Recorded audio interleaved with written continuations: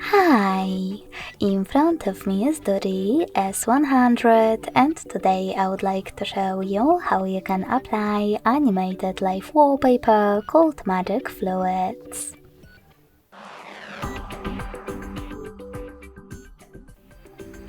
Begin by going into Play Store and clicking on the search bar.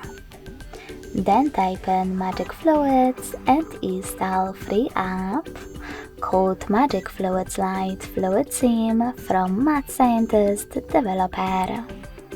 When your app is ready, open it, and to mute the music right away, click on the bottom left corner. Now select those three lines at the bottom right one. Click on Set as Live Wallpaper and tap on Yes in Use App Settings pop-up. Now you can click on Set Wallpaper right away or click on this gear at the top right corner. Then after tapping on I accept in First Things First pop-up, you can manage all of those options however you wish to. You can even click on Presets at the top left corner.